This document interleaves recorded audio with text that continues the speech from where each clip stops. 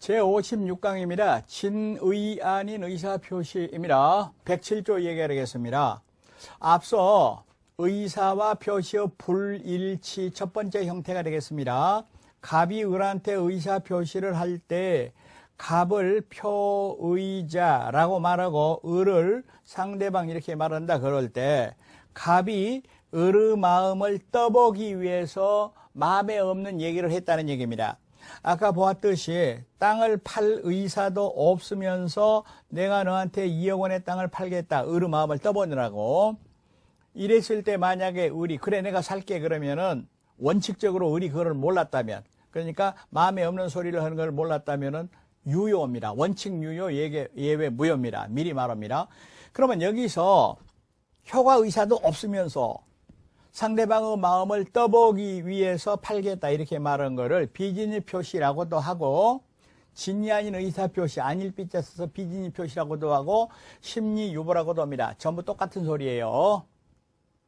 그러면 이와 같은 비진의 표시 그러니까 원칙적으로 유효 예외적으로 무효가 되는 이 107조에 해당되기 위한 요건을 보면은 먼저 의사표시가 존재해야 됩니다. 예를 들어서 연기나 강의 이런 것들은 의사표시의 가입표입니다. 아니라 그 말입니다. 아니다.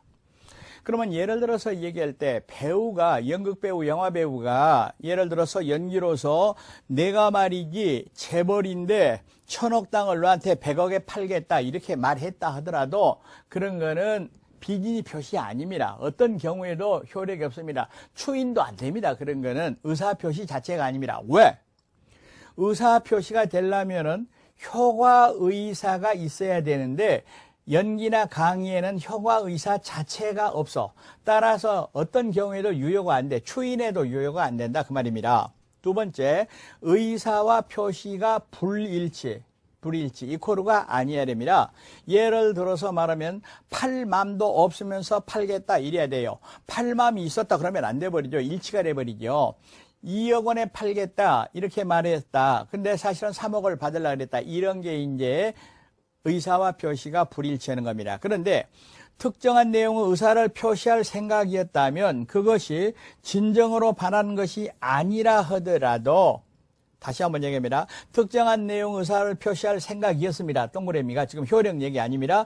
진정으로 바라는 바는 아니었다라 하더라도 이거는 비진이가 아니라 진의가 되어버린다. 그대로다 그 말입니다. 그러면 예를 들어서 얘기할 때 폭력배한테 협박을 받았던 겁니다. 적어도 나는 이 땅을 3억을 받아야 되는데 협박에 못 이겨서 2억에 팔기로 했습니다. 그게 궁극적으로 진정으로 바라는 3억이 아니라 하더라도 그거는 의사와 표시의 일치가 되어버린다 그 말입니다. 일치가 되어버린다 그 말입니다. 그러니까 궁극적으로 자기 의사는 아니었지만은 그 당시 상황으로 내가 2억 원에 팔겠다 이렇게 말했다면 계약서 썼다면 그거는 진의다 그 말입니다. 그리고 불일치를 알고 있어야 됩니다. 알고. 다시 말하면 마음을 떠보기 위해서 한다 그 말입니다. 모르고 했다. 예를 들어서 2억에 팔라 그랬는데 공 하나 빼먹었다. 몰랐다. 이럴 때는 착오가 되는 거예요. 착오는 다음에 다시 얘기를 합니다. 지금 요건 얘기입니다. 동기불문. 다시 말하면 마음에 없는 얘기를 표시한 동기는 묻지 않는다라는 뜻이 되겠습니다. 그러니까 잘 보이기 위해서 또는 무슨 마음을 떠보기 위해서 여러 가지 동기가 있지만은 그거는 107조가 성립하는데 아무런 영향을 미치지 않는다 그런 뜻이 되겠습니다. 그러면 예를 들어서 얘기할 때 대출 편의를 위하여 명의를 빌려주는 행위 그거는 비진의 표시가 아니다 하는데 이 판례를 다음에 얘기하는 허위 표시 판례하고 구별을 해야 되는데 그 내용이 좀 다릅니다. 그러면 예를 들어서 얘기할 때 갑이 있어요. 그랬는데 또 을이 있어요. 이렇게 돈을 빌려줍니다. 그랬는데 을이 돈을 못 빌릴 사정이 있어가지고 병명의로 빌린다 그 말입니다. 다시 지금 여기가 금융기관 은행이 있습니다. 예를 들어서 이게 사립학교가 있습니다. 그런데 사립학교는 비영리 법인이기 때문에 은행 차입에 제한이 있습니다. 그런데 사립학교가 운영 자금을 쓰다 보니까 한도액이 딱 차버렸어요. 다시 말하면 학교 이름으로는 더 이상 빌릴 수가 없습니다. 그래서 이제 교직원 이름을 빌려가지고 돈을 차입을 합니다. 그러면 대출 약정서가 어떻게 되어 있느냐? 대출해 준 사람 은행하고 교직원 명의로 이렇게 돼가지고 대출 약정서를 쓴 거예요. 그러면 이 말이 무슨 말이냐면은 병은 갑한테 돈을 빌렸지만은 사실은 자기가 빌린 거 아니고 학교가 빌렸는데 명의만 빌려줬다 그런 뜻이 되겠습니다.